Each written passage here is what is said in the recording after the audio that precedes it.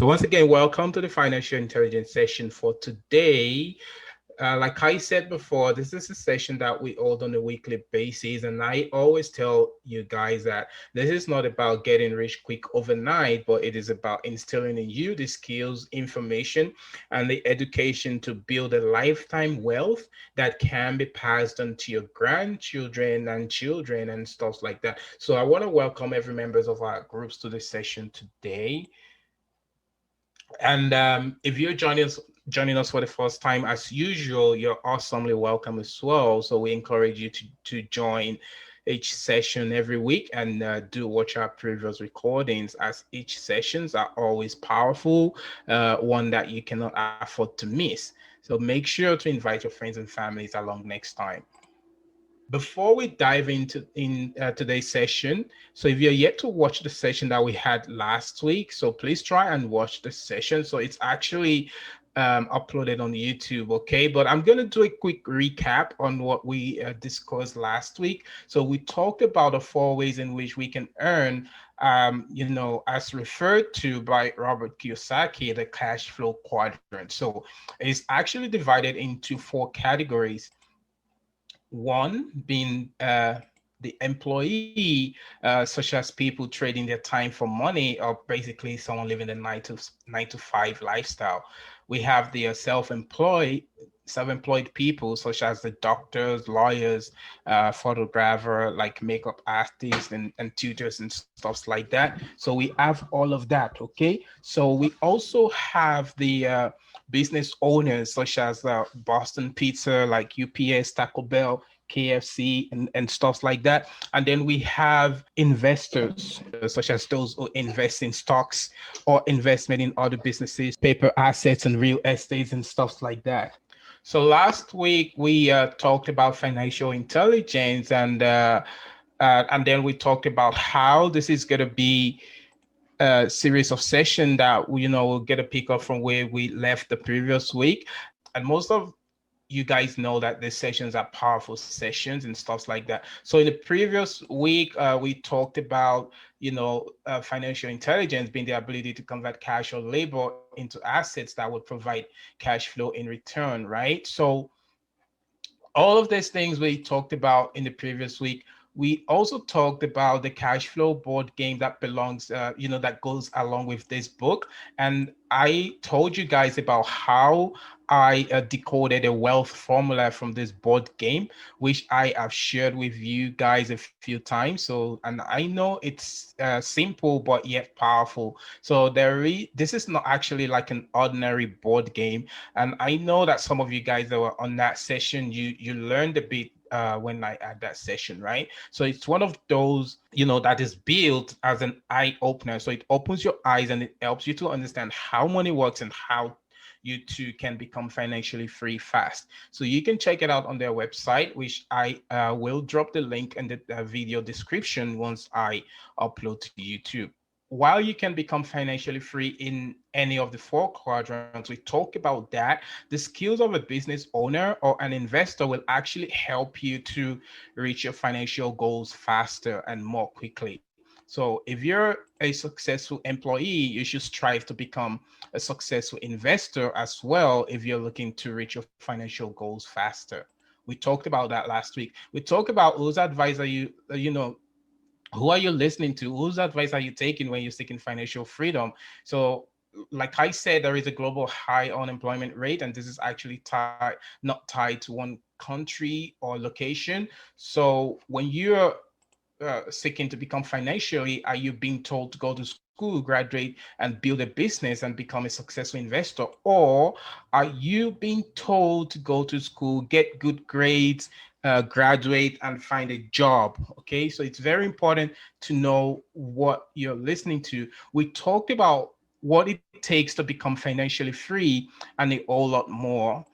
And the answer is it takes a dream, a lot of determination, willingness to learn quickly, and the ability to use your God given assets properly, and then to know which sector of the cash flow quadrant to generate your income from. So If you're yet to catch up on the session, please do. It's actually uploaded on the YouTube channel, so you can search for that. So that would be the YouTube logo and stuff. So you can search for that, and you would see the replay of the video there. So today, I'm just going to start with this quote. He who is not courageous enough to take risk will accomplish nothing in life. And this is by Muhammad Ali. So most times when people are not courageous enough to take risk in life, they would most likely not accomplish anything in life, because virtually most of the things that we do anyway in life, they are all risk related, right? If we pay attention to those things. So the other quote here is, the biggest risk of life is not to take any risk. Wow.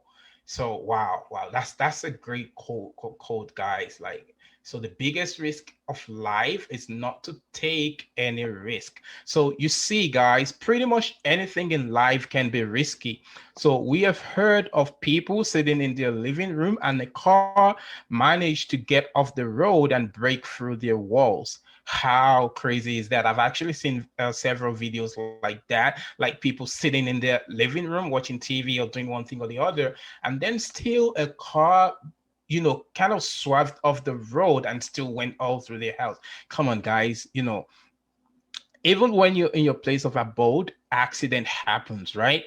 So when you decided to say I do on the altar, like when you're getting married and say, oh, I do, you're signing up for a great risk that can be awesomely rewarding, because people always associate risk with negativity, right? But risk is a two-edged sword. It can be rewarding, and at the same time, it can backfire. Okay, so like when you sign up to say I do on the altar, you're signing up for a great risk that can be rewarding awesomely, and at the same time, it can backfire, because we've seen couples kill each other, right? And then at the same time, we've seen couples help each other to rise in their lives. So it's a two-edged sword. That's the way risk is as well in anything. But when it comes to investing, people would rather keep their money in the bank and allow inflation to keep eating it up. If you have $10,000 in the bank today, it will not hold the same value in 10 years due to inflation, right? Basically, you can't use the same $10,000 to buy the same thing you will do today as you would 10 years ago. But if you know what you're doing and then you invested the $10,000, most likely your $10,000 would have gained some return on interest in the space of 10 years, right? So today we want to continue where we left off last week. So please pay attention and stay with me, because we're on a journey and it's important to pay attention to these things, guys. So as we go along, you will start understanding how to convert cash or labor into assets that will provide cash flow into your pocket. And as a reminder, financial intelligence is the ability to convert cash flow or labor into assets that will provide cash flow in return to you, right? So this is a series that we hold on a weekly basis. So please, guys, it's important to attend it so that you can be in sync and know what we learned the previous week. And if you by any means miss the video, then it's always good to go back so you can actually follow the series, because by the end of the series, you're going to be a different person entirely. So it's very important that we stick with these things, guys. So the goal at the end is to actually help you to learn how you can become financially free. So how you can convert cash or labor into assets that will, and I like to repeat that so people understand this, that will in return put money back in your pocket even when you're sleeping. How good and how awesome is that? So as I mentioned last week, what I will be talking about in this series is actually derived from the book The Cash Flow Quadrant by Robert Kiyosaki. So this is probably one of the best books out there about financial intelligence and financial literacy, as well as understanding that we are in the information age. Like I always say, a disclaimer, I'm not an affiliate of the author, and I'm only using what I've learned and put into practice in my life in this book as a guide, and I'm not claiming to be a qualified teacher or associate of the author. So it's very important that I put out there. So Even after saying that, I do recommend book to everybody, and I would say, grab a copy. It's really good one to have if you want to learn about financial intelligence, right? So, there are different people in the world and different quadrants, as because we talked about that last week. We also talked about this in the previous session about all the quadrants. So, not all quadrants are equal, and different skills is actually required in each quadrant. So, for example, an employee would require a different skills to actually be a business owner or an investor, right? So let's kick off with this. Sometimes people in their old age, and I see that a lot, like, especially in this part of the world, we do see that a lot. People in their old age, they lose their job and they start suffering in their finances, perhaps also fail at different various enterprises because they lack the knowledge to set such up. So sometimes they lose their job at such an old age and then they want to start a business. This is something they didn't start when they were younger, and now they just want to start a business. And guys, it doesn't work like that because you need to have the right education, right?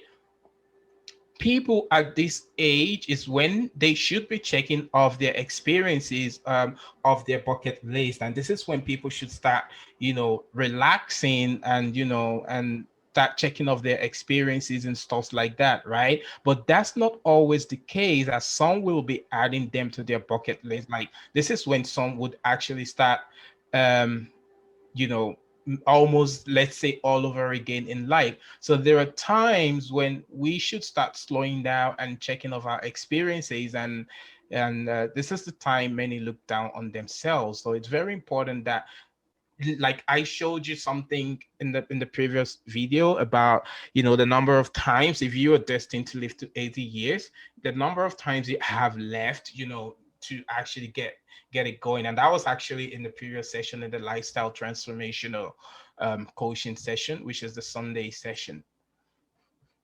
So many people, yeah, they retire and they take up manual jobs just to keep up the bills, perhaps continue to pay off their mortgages.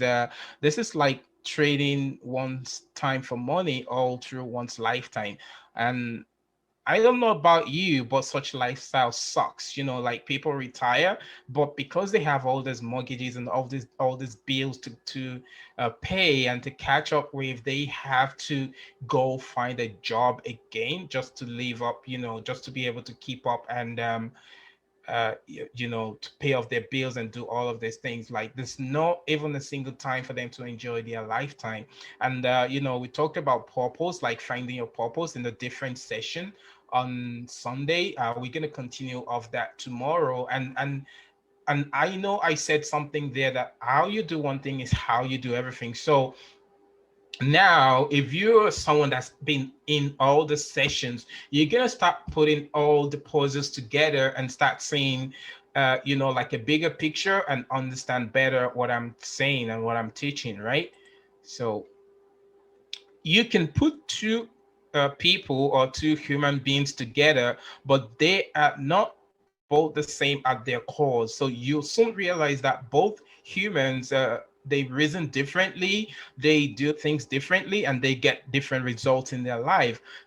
This is why sometimes you see someone, like some people who are successful in life and some who aren't, right? Some people actually point fingers and blame others, while the others play the game that I am responsible for whatever happens in my life.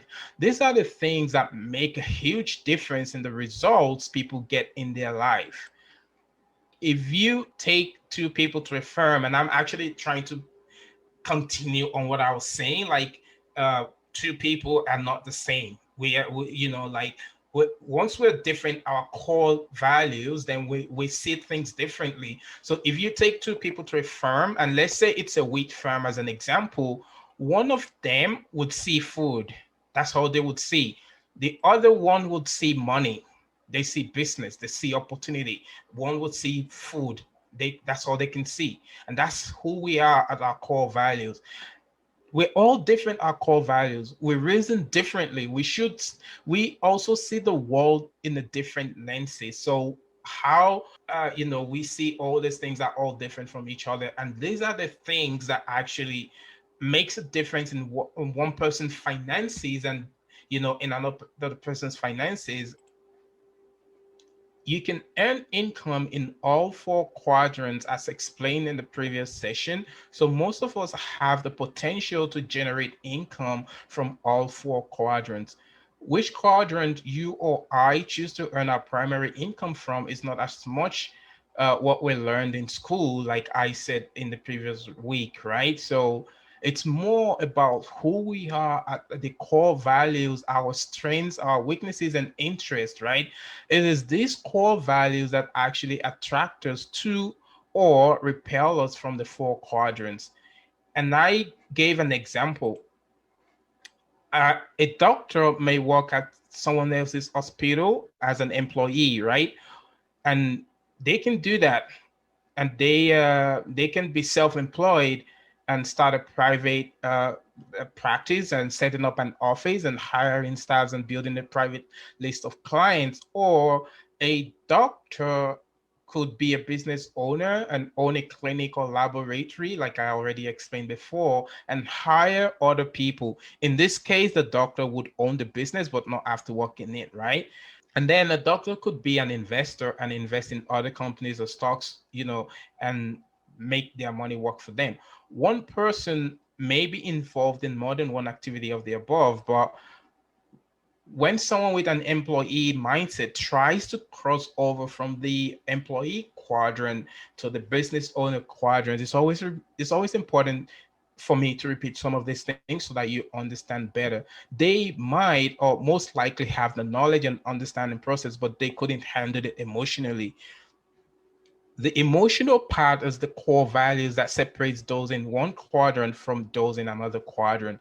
So when things don't go smoothly, I mean, those in the employee quadrant, they may start to lose money when things don't go smoothly for them, and they would have no clue what to do to solve the problems, right? Because they're trying to jump into another quadrant that they have no skills and they're not educated about. So rather, they would revert back to the quadrant that they feel most comfortable in. Like people, once they get to like a stumbling wall or block, they start feeling bad and they want to go back to where they're comfortable with. For example, if someone is trying to become a business owner, even though maybe they started the journey, the educational part of it, the mentorship part of it, but each journey carries its own like challenges. And people, like we said, if your core value is not prepared for that where you want to go to, some people would actually revert back to where they are because they would rather become an employee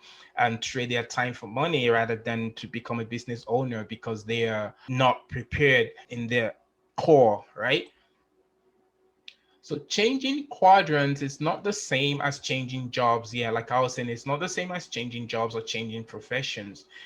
In addition, when you change quadrants, it often results in a life-changing experience. Yeah, a change in quadrant is a change at the core of you who you are. Very important to understand that, and how you think and how you view the world. Remember, I just spoke about that like a few moments ago. So for some people, the change is easier, and for others, it isn't. Yeah, and that's just the reality, guys. Because some people welcome change and others repel against change. Change, as they say, is a constant thing in life, but many are fearful of change.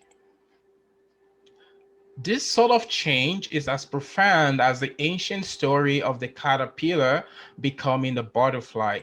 So bear in mind that not only will you change, but so will your friends change as well. So you may still be friends with like your old friends, and of course, but it's just harder for caterpillars to actually do the things that butterflies do, right? And you guys understand what I'm saying. So like obviously caterpillars can fly, and probably if you're hanging around with like friends that they have a very low self-esteem or they're not ambitious in life, and the moment you start flying, it's gonna be harder for you guys to be on the same level again, unless they want to join you to fly, right? Of course. So these are big changes, and many people choose to make them in life.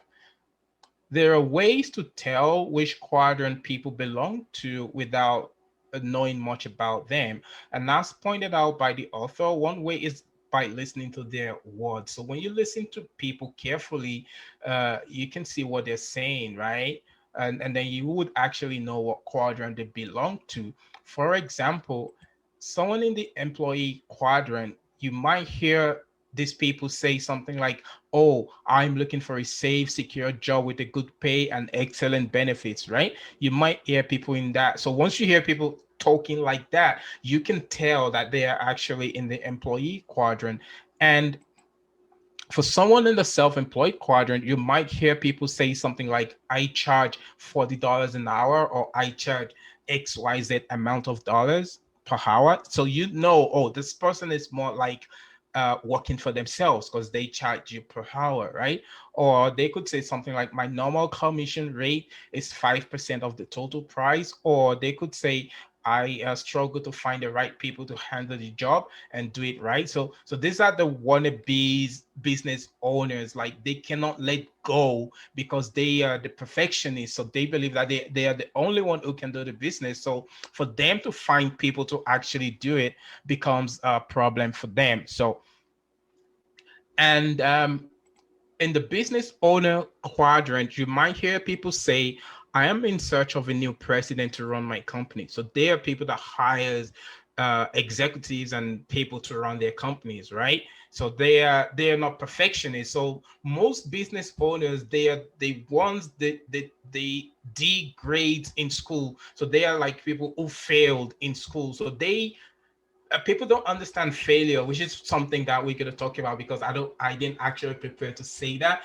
But these are people who failed, like the C grades, the D grades, the E graders in school, and they hire the smart ones, like those who are always the A student. They would hire them to become the president of their company, right? That's such a anytime I see that, and I see that on a daily basis, I just like, wow, I'm just like, it's such a crazy world out there, guys. So, and we have the investors, and you might hear people in the investor quadrant say something like, oh, is my cash flow based on an internal rate, or what is my ROI at the end of the year, right? So you can tell, oh, maybe this person is an investor, right? Because they use certain words that if you listen properly, you can actually know, oh, this is the quadrant that this person belongs to, and that is the quadrant that another person belong to, right? It is important to note that great leaders are great listeners. So they're people who listen more than they speak or talk. So many do say that there is a reason the creator gave us two ears and one mouth. Maybe it's for us to listen twice as much as we speak. When you don't listen to the words a person is using, you will struggle to feel their soul. This is actually a very important skill in life. By listening to others, you know how well to relate with them, and you will be able to dive deeper into their subconscious reasoning, right? So the thing is, if you don't listen to their soul, you will never understand the person you're talking to. Yeah, this is such an important skills, guys. As a coach, I'm trained as a lifestyle coach, and I'm also a health coach, and I'm also like a marriage mentor and relationship coach. One of the things that we're taught is listen, because when you listen to people, you can actually be in their world. If you don't listen, you will never be in their world, and um, you will be treating people based on assumptions. Because sometimes a lot of people judge a book by their cover because they don't listen. So this is very important skills, guys. Very, very important. You need to understand the person you're talking to. So guys, what lies behind the words a person chooses are the core values and core differences of that individual. this categorizes them into one of the four quadrants that we're talking about when we're talking about financial intelligence and stuff like that, right? So when a business owner is recruiting for a position in their company, by listening to the choosing word of the applicant, they are able to choose the right person that is perfect for the team or company. But if the business owner is not a good leader, if they're not listening, they're not going to be able to choose the right person, because they're not going to be able to travel into the person's soul and know who they are in their core value. So leadership is the ability to bring out the best in people. People actually think leadership is about ordering people around and making people to do this or do that. No, guys. Being a leader means you're a servant. You're simply choosing to serve others, not to order them around, but to help them and bring the best out of them. So we will talk about leadership in a separate series for sure. So probably the lifestyle transformational coaching session, that's going to be an entire topic entirely. So many people start a business by trying to get into one thing or the other. They believe they're starting as a business owner, but eventually they end up being self employed, and that's someone in the S quadrant, right? So, as you know, the skill set required in each quadrant are actually different. And, like I have said before, you have to seek to educate yourself in any path that you choose. So you gotta find the mentors. I cannot but say how important this is. Like, right, guys, mentors have made the mistakes for you, so they help make it a shorter journey for you, so you don't have to spend 40 years doing what you could have done in 40 days. Very important, guys. So you see, the true business owners can actually leave their businesses for months or years and return to find that the business is not only functioning perfectly, but has actually made more profits in their absence while they're away, right? This is not the case for someone in the S quadrant. If a true self-employed person, I mean, that is someone in the S quadrant. If they left their businesses or their business for months or year, they are most likely not to have a business when to return to when they come back, right? In fact, when people in this category take time away from their duties, they're most likely not paid because their businesses requires them to be there for them to actually get paid. So when they go on vacation, it means no pay for most people in this category, let alone living their businesses for months or years. So, what exactly is the difference between these two? So, to simply put, someone in the S quadrant owns a job. Okay. So it's very important to understand that they own a job. They employed themselves in their own job. So they're basically still trading their time for money, because when they don't work, money would not come in. While someone in the B quadrant owns a business system, then they hire competent people to operate the system, and that is it. That is the difference between these two guys. A business owner owns a system. They're not working on the business themselves, they own the system is running. And as the author said, we can also say that people in the self-employed quadrant are the system themselves, so they cannot leave because they're the system. They're the one running themselves, so they cannot leave unless they're not going to get paid, guys. So in order to be a successful business owner, you need to have ownership or control of systems and have the ability to lead people. This is where your leadership skills kick in, guys. I heard a general. This is someone the story someone shared with me not too long ago. So I heard that a general practitioner who lost his clinic because the staff left and abandoned him, and obviously he cannot do the admin work and the other petty jobs himself. So he was forced to actually close the business, right? So when this story was shared with me, I told the person right away that this is due to lack of leadership. And, you know, I was chatting with a massage franchise, like also not maybe like a year ago or thereabout.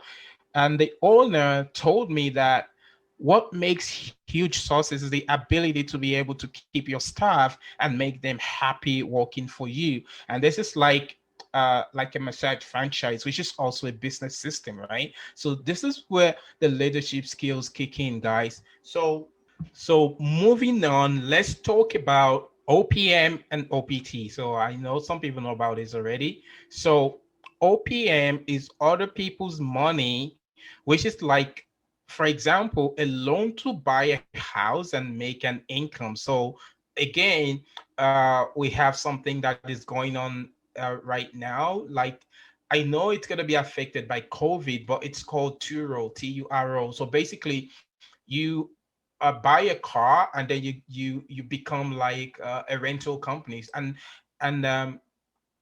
this was a very good business, guys, until the lockdown, obviously. But I believe even though with the lockdown, people are still doing this, but before the lockdown, people would actually buy like a decent car, and obviously you got to put your tracker and everything on it, and people you register on their website and people rent the car from you. So you could take out loan and buy a car and rent it out, and it would in return bring money back to your pocket, right? So this is what we call OPM, other people's money. Or you can buy a house and make an income from it. So if you want to take out a mortgage, especially in this part of the world, you want to take out a mortgage to buy a house. Let's say you want to buy a house of 100,000 as an example, right? It's gonna take you a very long time to save 100,000, but maybe it's not gonna take you a long time to save $10,000, right? So you can do a down payment of 10,000, which is your money, and then take a loan of 90,000. But in return, the property you're gonna rent it out, and it's gonna bring money back into your pocket. That is called OPM. You're using other people's money to make money for yourself. And again, like I was giving the example of a car, you can buy a car and rent it out and make money, even though you took out a loan. You gotta pay back the loan, and the car will still be yours, and then you're still gonna be making money back afterwards, right? That's what we call other people's money. And then we have what we call other people's time. And what do we mean by other people's time? So say for example, you're a business owner. Even if you're a doctor, like we use the example of a doctor as a business owner, you still hire other doctors to work for you. So you pay them for their time. And I gave an example about myself as well. Like, I know how to build websites, but I would rather free my time and do other things and then pay someone for their time to build a website for me. But I would have a whole lot more time to focus on other things, right? And then I don't have to worry. So this is like, maybe you're paying an accountant or you're paying a lawyer to handle some of the things that, like paperwork and all those stuffs, right? Like drafting documents and all those things. So that's what we call other people's time. You're simply paying people to work for you, like to do the things that you cannot do or you can do, but you want to free up your time. Guys, the secret to great wealth and riches are actually found in these two principles. If you look around the world today, if you check Forbes list and you go through like the wealthy people, you would actually, if you go through their lifestyle, you would see that they apply these principles, guys. These are one of the greatest wealth and riches secrets ever found, and they are found actually in these principles. Okay, so and this actually requires you to be well educated. Okay, so you gotta be well educated in this area. So when we talk about things like this, people actually think, oh, they can go out now and start hiring people. But if you don't have like human relationship, you don't have so many skills are missing, then it's probably not gonna work for you. So you gotta educate yourself. So this requires you to be very well educated in these areas, and a lot of people, like I said, they hear this and they just go out about and just want to do things themselves, but it doesn't work like that, guys. So, and another thing that I want to say is that a lot of people also go out and they start lending money because they heard someone saying, oh, you can borrow money and do this. No, please take time to educate yourself in these areas. And I also encourage and I advise that you attend related webinars or seminars around these topics. Like people who know what they're doing, attend their seminars and webinars and get educated before you start taking the leap. You're probably gonna get your hands burnt and then you're gonna say, oh, this thing is bad. Like once people get their hands burnt, the next thing they say is, oh, it's bad. And it's not bad, it's because they actually lack the knowledge and stuff like that. So it's also important to understand what is a good debt and what is a bad debt. Very important to understand this, okay? So a good debt brings money into your pocket and you're able to pay off the debt and establish a good relationship with the lender. And a bad debt takes money away from your pocket and you're unable to pay off the debt. Hence, you're gonna have a bad relationship with the lender. It's just as simple as that. So you have to understand what is a good debt. So good debt is like other people's money. You don't have the money, but you know what you want to use the money for, and then you go out and do it with the right education, of course, not just because somebody said this and then you want to do it. No, obviously with the right education, right? So understand these things, guys. So bad debt is like people want to keep up with the Joneses, okay? They buy expensive cars, but the car is not actually bringing money into their pocket. They buy expensive houses, even though they cannot keep up with let me not use the word they cannot keep up. They can keep up, but they're struggling, right? Like they're probably living like every month to month. So imagine like they lose their income, they can't even survive for like a month, right? So all those things is important to understand them. So for the most part, people who work on the left side of the quadrant, they are what we refer to as the other people. Yeah. So when you see someone working on the left quadrant, they might be an employee or someone who's self-employed. They are the other people whose time and money are being used. Okay, so always remember, always understand that because you they're trading their time for money, right? It may not necessarily be a bad thing because, for example, you could hire a lawyer or an accountant to handle your paperwork and pay them for their time, right? And some lawyers actually charge you like $300 per hour or $350 per hour, depending on what you want to do. So it's not necessarily like a bad thing when you're trading your time for money. It depends on what you do, right? So it's always remembered. So people don't actually feel like, oh, when we talk about all these things, like maybe one is bad or one is good. No, it actually depends on, you know, the right quadrant for you. So let me put it that way.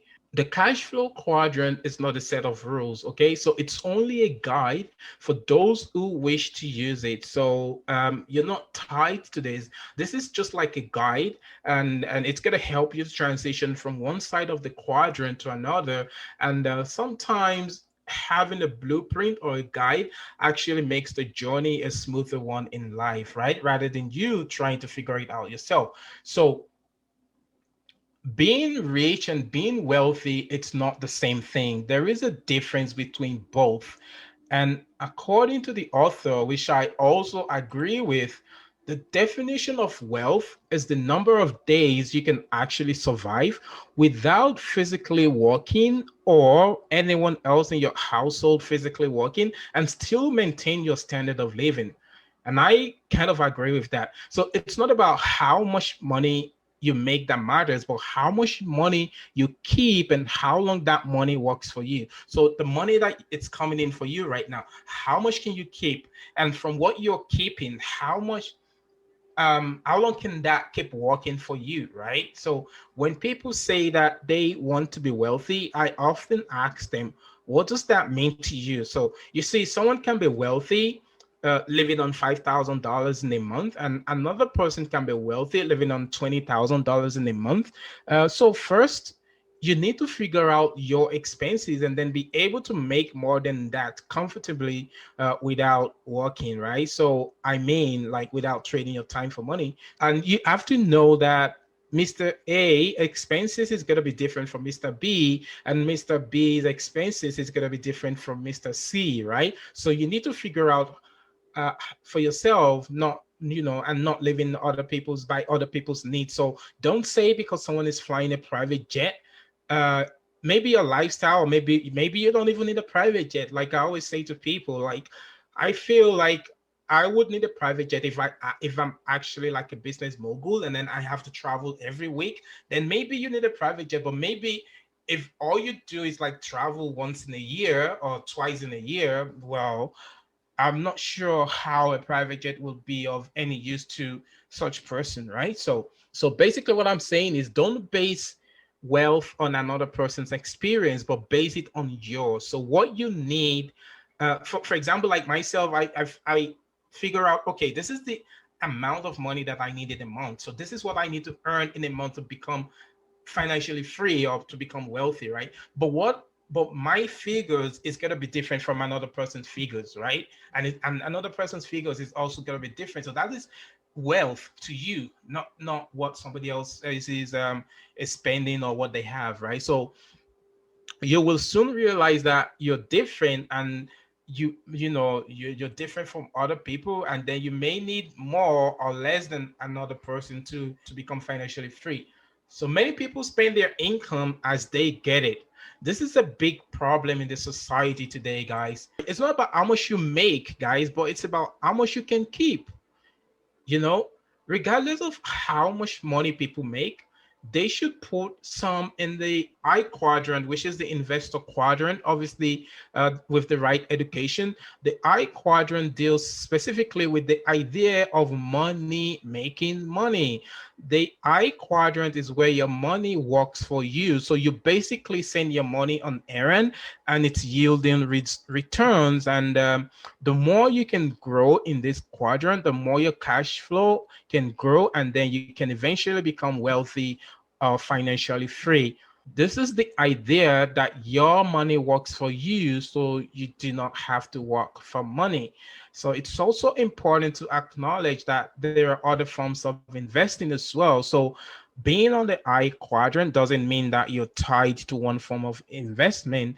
And as an example, regularly putting your money into a retirement account is a form of investing and a wise thing to do as well, right? And I want you to stay with me, folks, because with what we're talking about different forms of investment, and I'm going to be talking about this as well in a different session. Maybe not today, but I'm going to be sharing like other forms of investment that you can actually put your money into, and then you can with the right education, you can watch your money grow and stuff like that, right? So what we're doing for now is just that we need to create a foundation, and I want to help fine tune your mind and reasoning around money matters. Okay, so a common mistake many make when securing their retirement is that they save money in their retirement accounts, hoping that when they retire, there will be more money coming out than they put in.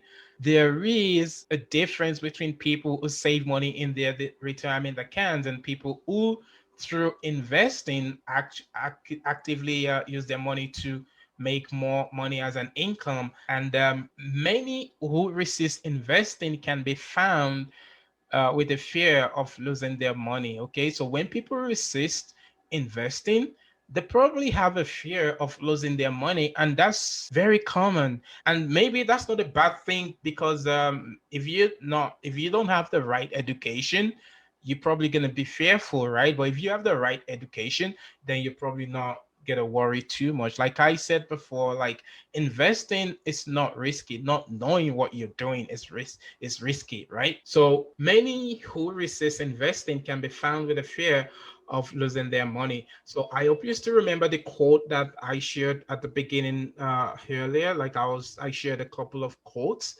So they do not like the idea of handling over their ad earned money and not having it come back. This is I'm still talking about like common mistakes people make, and the fear that they have. So they just don't like it, like handling over their money. They had earned money and then not having it to come back. So it kind of scares them. Like, this is why having the right financial education is key, very, very key. There are four categories of investors. So let's talk about the four categories of investors, guys. So one of them is people who do nothing but play it safe. So they are risk averse and they prefer to keep their money in the bank. So they rather play it safe, right? And secondly, we have people who would rather have someone else invest for them, such as a financial advisor or mutual fund manager. So it might be a slightly different title depending on your country or location, but usually in North America, they call them like financial advisor or mutual fund manager. Okay. So that's the second category, like, of investor, like people who would rather have someone else invest for them. And and then we have the gamblers, guys. We have people that actually gamble, and gambling is real, it's big and it's real. And then we have the real investors. So the difference between a gambler and an investor is like a gambler, so they're playing a game of chance, and an investor is playing a game of skill. So there is a huge difference between these two, guys. So a gambler is someone that is playing a game of chance. An investor is someone that is playing a game of skill. So very important to know the difference between both, guys. So according to the author, the industrial age ended with the fall of the Berlin Wall in 1849. Guys, we are now in the information age. And what does this mean, guys? Well, it means that the retirement or the pension schemes that most governments or companies has to offer are now outdated. So most of these things that they're offering, they're now outdated, guys. One of the hangovers of the industrial age is that too many people have become dependent on the government to solve their individual problems. And I see this on a daily basis. Like, people blame the government. When there is no job, people blame the government. When anything goes wrong in somebody else's life, they blame the government, because people, this is the hangover of the industrial age. It's just because too many people, they've become dependent on the government to solve their individual problems. But you gotta wake up, guys, because we're now in the information age. Also, what some people actually need to transact business in this day and age is a mobile device, a laptop, and an internet connection. Some people work from the comfort of their home in this information age, right? Yet some people find something or someone to blame for their lack of income or poor finances. These are the things that we will be talking about in this journey together. We will also bring on board. I'm gonna be bringing in some guys down the road, like the gurus. Who's gonna come in here and they're gonna talk about their experiences and they're gonna share their knowledge. They're gonna be teaching you the things that like different opportunities, like the things that they do. I'm gonna be teaching the things that I do myself. Like like this is what this session is all about, guys. So people from the A and S quadrants generally find the I quadrants difficult due to its uncertainty and not being secure. So, right? So the I quadrant is not known for its security, which of course is the language of an employee or someone looking for a job. Someone looking for a job, they're looking for a secured and paid job, and they're looking for security, right? But the I quadrant is not going to offer you that. So always important to know that. Also, the I quadrant is the quadrant of risk. Okay, so which also is what most employees are running away from. Whenever they see the word risk, they don't dig deeper and actually understand why is it risky. I mean, what is it that makes this thing risky? What can I do, like, to become educated and maybe make it less risky or not even risky to them at all? So, like, most employees are running away from this because they see the word risk, you know, they see the risk and they never think about, okay, let me dig deeper and find out what's going on in this space, right? But this is where people make money. This is where people buy real estates, like I said, OPM, OPT, OPE. There's lots of them, but those are the two key ones. This is where people make money, but people don't actually want to they would rather play it safe and be an employee for the rest of their life for some people, and some people would actually take the leap and understand and take the right education and then do the right thing, right? So the more risk appetite you are, the more chance you have at becoming financially free, and then the less risk you take, the less chances you have at of becoming wealthy. It's just the way it is, guys.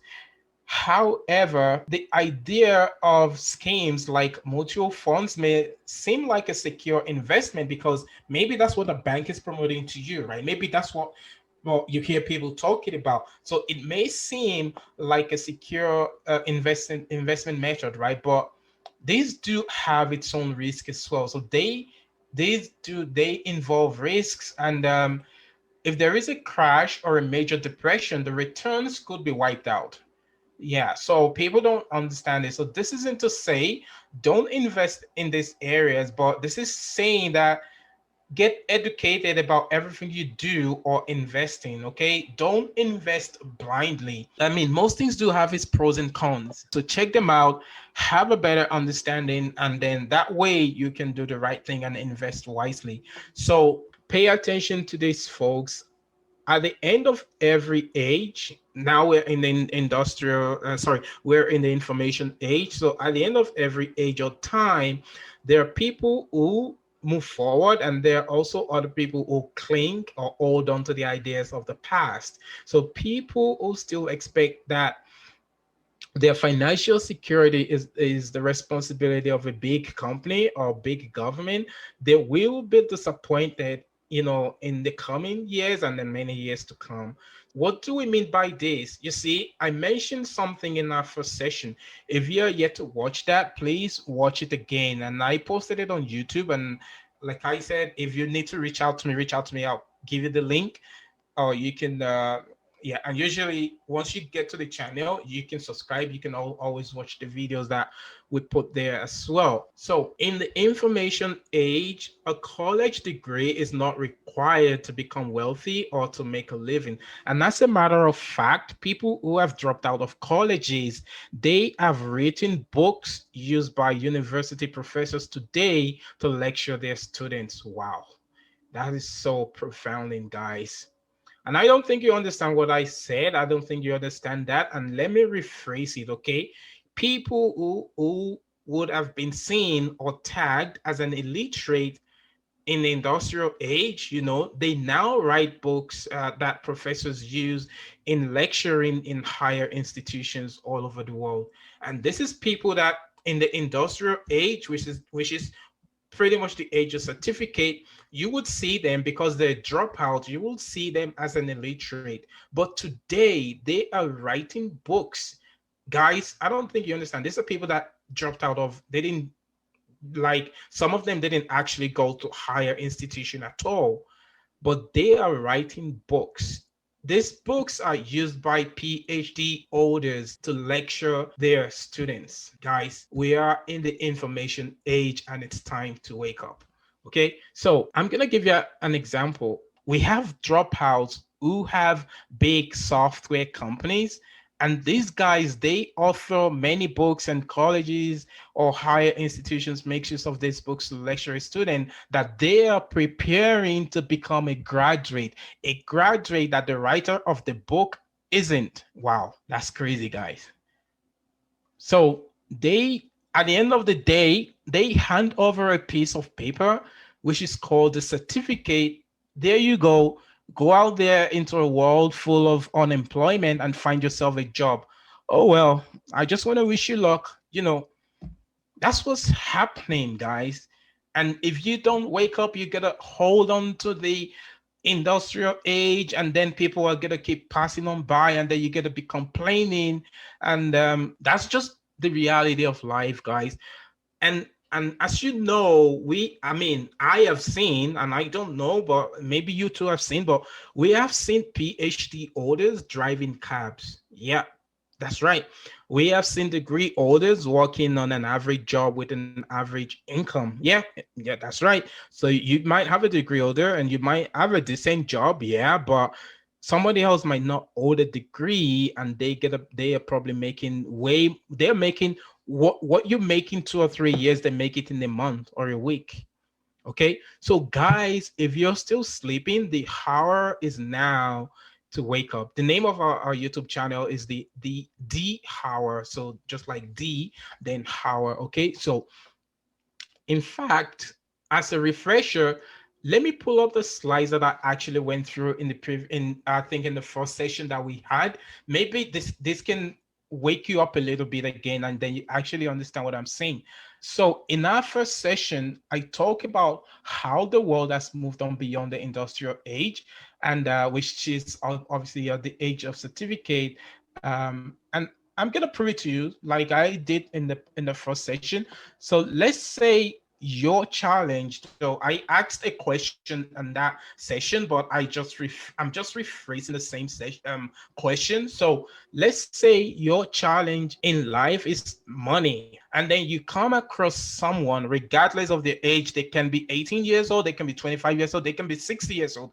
It doesn't matter, regardless of their age, right? So you come across this person who is leveraging the information age to earn six figures online. Okay, so they're earning six figures on a monthly basis online. And then you also come across someone who is still stuck in the industrial age, still trading their time for money, and they cannot even boast of four figures in a month. So who would you rather approach in your quest to combat your lack of money problems? I mean, I'm gonna leave that question with you guys. So maybe you don't understand what I'm saying, but let me show you some proofs like I did, and I'm going to show exactly the same slides that I showed before, because there is no need to show something new anyway. And maybe it's going to open your mind a little bit as well, and then maybe you can start seeing and start thinking what I'm talking about. Yeah, so like I said, who would you rather be your mentor? So in the first session slide, I explained is a YouTuber is earning $120,000 per video. So imagine if all he does is release a video a week or a video in a month, is earning $120,000, right? So I don't know. Would you rather ask someone like that to teach you what they do? If you want to earn maybe half of that or even a quarter of that, maybe you can go and ask them, right? And so many examples. Yeah, so this is Lisa, right? She earns $123,000 per video, which is the same slide that I showed in the first session. Again, Dude Perfect, 301K per video. Maybe that's all they do in a month, right? Some people would never earn that in their lifetime, and some people maybe in 5 years, right? So maybe in a year, maybe it depends, right? And even if you're earning that in a year, that's still a decent amount to earn in a year, isn't it? But these guys, they earn per video. So I don't know. Would you rather go to them, or would you rather go to someone with holding a piece of paper in their hand, but they probably earn like a couple of grands in a month, you know? So again, I pulled this up on the internet, and this is someone that has like a YouTube channel.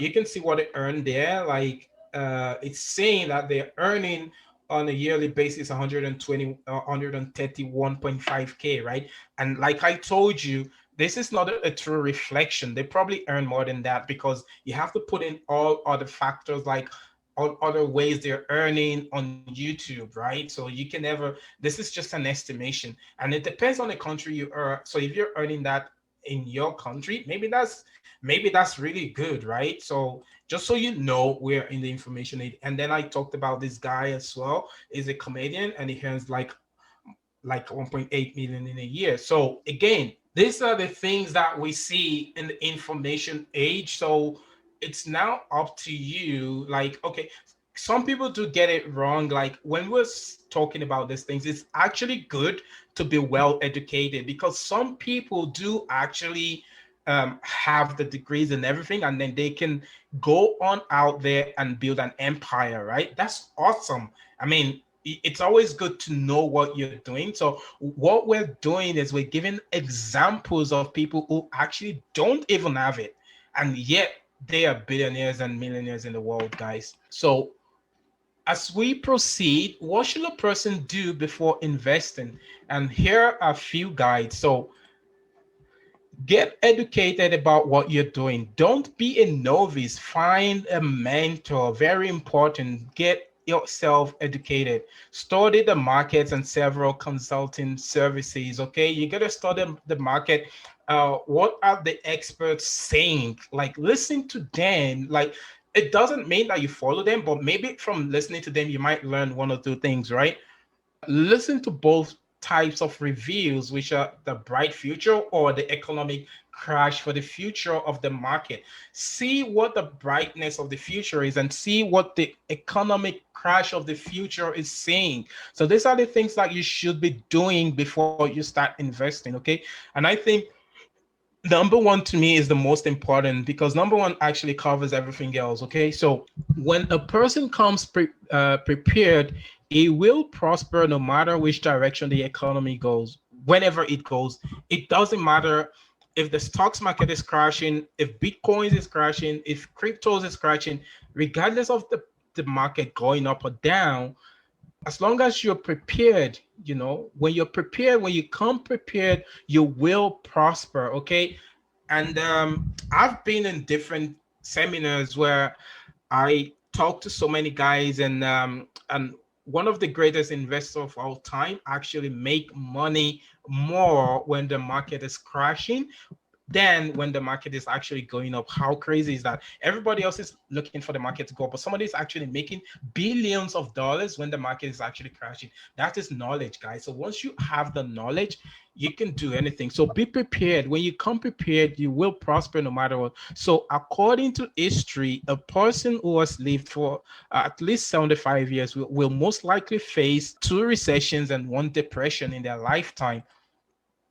The best thing you can do as a foundation is to invest in yourself rather than opting for a financial service. Okay. Like you guys know that I talk about this in the group. Be the driver, be in the driving seat. Stop, like stop all this online, like a lot of people do, like online, all of this stuff, right? And it's okay if you find like an expert in a financial service, maybe you can hand over your money to them. That's great. But the best thing you can do as a foundation is to invest in yourself. That's the best you can do. Invest in yourself rather than opting for a financial service. That you would do yourself good by doing that. Okay. Rather than you trying to avoid risk, you should learn how to manage finances.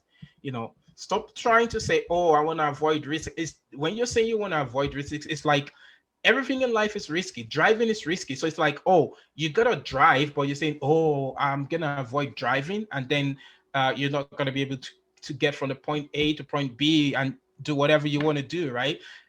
Instead of you trying to avoid risk, you should learn how to manage your finances. Okay, that's very, very important. And this is gonna be the last slide, guys. We're gonna be done in a moment. People who take risk actually change the world. So few people ever get rich without taking risk. And I'm going to repeat that.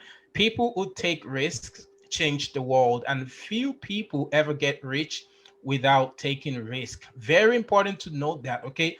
The price of freedom is measured in dreams, desire, and the ability to overcome disappointments that occur to all of us along the way. So, the question is, are you willing to pay the price? Wow. This is another awesome session today, guys, and I believe we're getting closer and closer. So I want to encourage you to please go over the videos again. The videos we have today, the previous videos we have before, please go over it again. And I said I will share the video on YouTube, and you can by all means take time to go over it again, guys.